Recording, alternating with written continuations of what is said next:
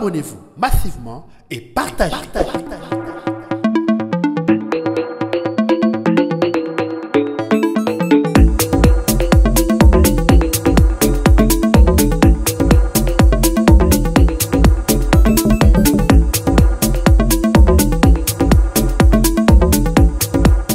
Le troupe de l'AFC 1-23 signalé dans la chefferie de Luwinja, zone riche en or et territoire de Mwenga dans le sud Kivu. Les éléments de l'AFC 1-23 se sont emparés dans la matinée de ce mardi 6 avril du village de Lusiga dans la chefferie de Luwinja, territoire de Mwenga au sud Kivu.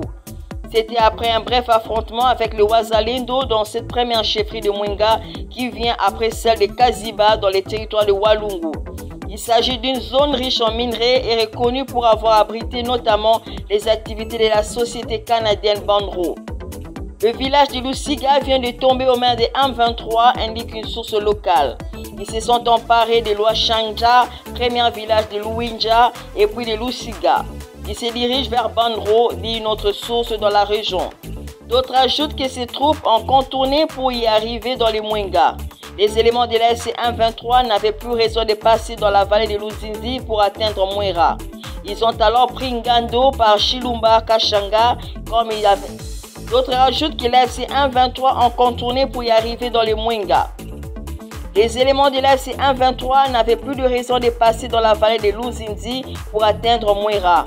Ils ont alors pris Ngando vers Chilumba Kachanga comme il y avait déjà une fenêtre ouverte chez les Paragni, expliquent les habitants du milieu. D'autres sources indiquent qu'ils ont débordé dans plusieurs villages et sont déjà présents dans au moins 4 groupements. Avec ces débordements, ils sont déjà dans 4 groupements à savoir Lushinga, Kabalole, Ludura et Idoudoué. Ils se renforcent toujours en hommes et munitions, souligne une autorité locale. Et un notable ajoute que les combattants se déploient sur les sites de Twangiza Mining. En ce moment, la situation est confuse. Les troupes de l'AFC 1-23 sont dans les groupements de Lushinga, presque sur les sites de Twangiza Mining, parce qu'ils ont traversé la rivière Lulilombwe vers Buhamba, dans les groupements de Lushiga, à moins de 5 km de l'usine. Luwinja est une chefferie riche en minerais, notamment de l'or.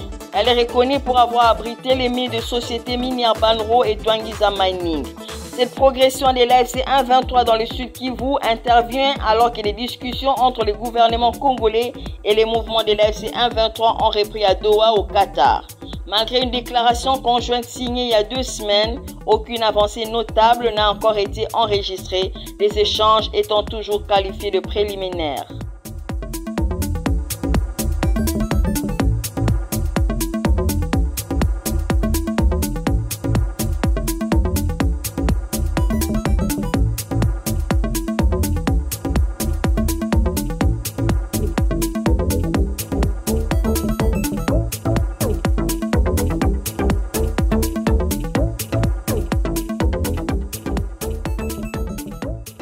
En dépit du combat de l'AFC 1-23, le parc de Virunga enregistre la naissance d'un gorille de montagne. Le parc national de Virunga a annoncé la naissance d'un nouveau bébé gorille de montagne aperçu le samedi 3 mai dernier dans la famille de Wilungula lors d'une mission de suivi menée dans le sous-secteur de Mikeno par des pisteurs communautaires. Il s'agit de la première naissance enregistrée cette année au sein de ce groupe emblématique qui compte désormais 37 individus. Cette observation, confirmée par les équipes de l'Institut congolais pour la conservation de la nature, marque également la 3e naissance de gorilles de montagne recensée dans l'ensemble du parc en 2025. Selon les autorités du parc, les individus de la famille Wilungula n'ayant pas encore tous été formellement identifiés, il est encore trop tôt pour fournir des informations précises sur la femelle ayant mis bas. Néanmoins, cette naissance suscite un élan optimiste dans un contexte difficile marqué par la campagne de l'AFC 1-23. Aujourd'hui, près de la moitié du parc est sous la menace d'environ 1500 combattants appartenant à des groupes armés comme les ADF, les miliciens Mai Mai et les FDLR.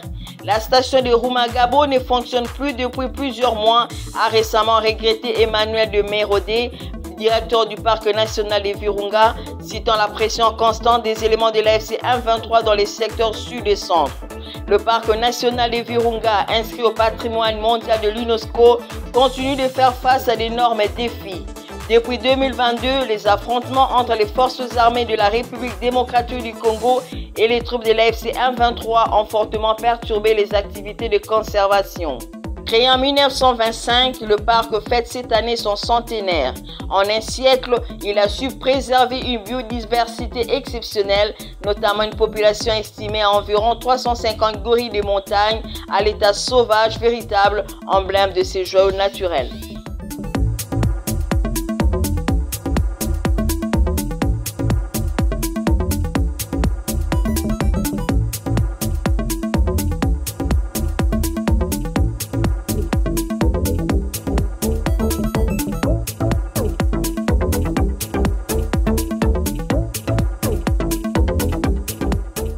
Le PPRD annonce unilatéralement la reprise de ses activités après 18 jours de suspension.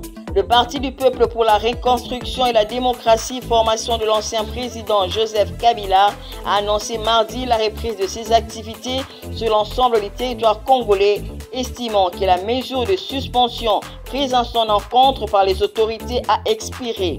Dans une déclaration diffusée ce 6 mai, le bureau politique du PPRD affirme que la décision du 19 avril 2025, signée par le vice-premier ministre en charge de l'Intérieur, portant suspension de ses activités élevées d'office conformément à la loi sur les partis politiques. Le parti invoque l'article 29 de la loi 04/002 du 15 mars 2004 qui limite à 15 jours la durée d'une suspension décidée par une autorité territoriale. Le PPRD affirme que ce délai est désormais dépassé sans qu'aucune décision judiciaire n'ait prolongé la mesure.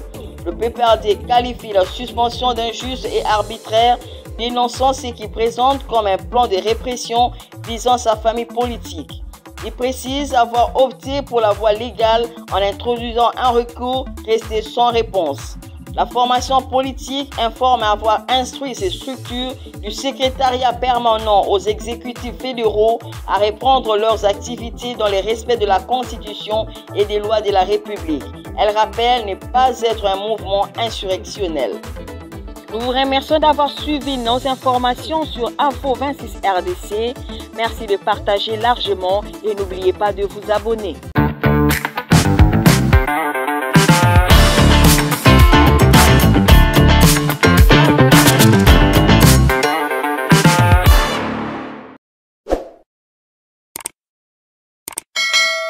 Abonnez-vous massivement et partagez.